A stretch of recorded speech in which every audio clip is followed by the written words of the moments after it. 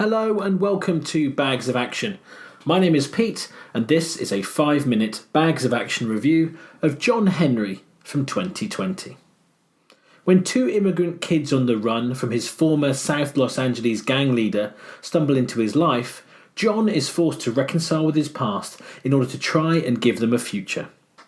So, didn't know anything about this film. It popped up on Netflix. It was directed by Will Forbes. This was his directorial debut.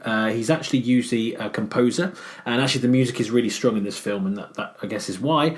It's his writing debut too. He co-wrote it with someone called Doug Skinner, whose only other credit that I could find was a TV movie from 1983 called The Regard of Flight.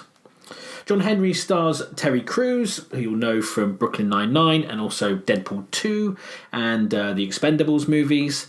Jamila Velazquez from Empire, Law & Order SUV. Ludacris from Rock and Roller, Max Payne and a few of the Fast and the Furious movies. Ken Foree from DC Sniper, Live Evil and The Devil's Rejects.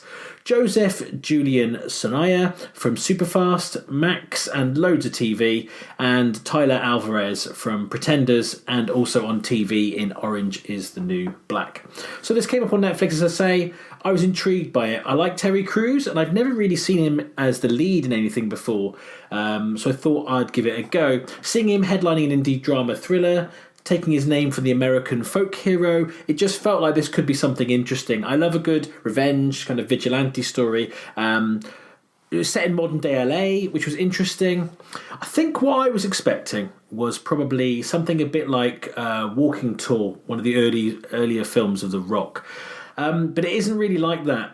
In some ways, this feels like an extended episode of the Marvel series Cage, but dragged out much, much slower, over 90 minutes, and with none of the things that really made that show work. I mean, sometimes this film tries to be so sincere, it almost feels like a parody. Now, I did like the fact that the Honduran girl doesn't speak English, and we don't get subtitles. That was a really good choice, I felt. It's intriguing. You know only as much as John knows, and it's only through his father translating that you get to learn what's going on.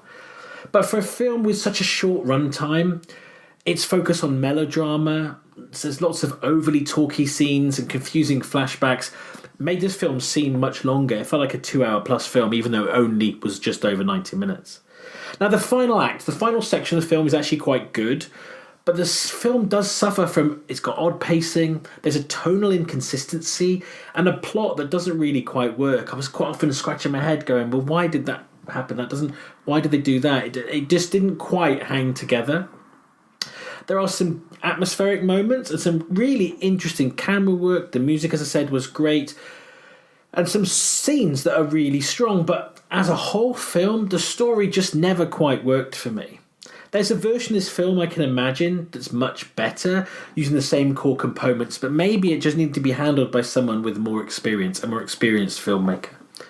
At the end, I wasn't quite sure what I'd watched. And despite the screen presence of the main players being captivating, I felt this was a huge missed opportunity, and it was quite old-fashioned in many ways. It felt like an early 90s film and not a particularly good one. So, as much as it pains me, I like Terry Crews. I can see the effort that went into making this indie film. I'm actually going to give John Henry just 1 bag of action out of 5. The story just wasn't strong enough.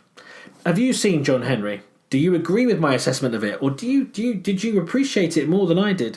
Feel free to comment below, or you can get in touch with us. You can do that on email, Facebook, or on Twitter. We have new episodes coming out weekly, alongside, of course, our full-length podcast. And don't forget to give us a like, subscribe to the channel, and hit that bell so you don't miss any notifications. Bags of Action will always be free, but if you'd like to buy us a coffee, you can do that at our Ko-fi page.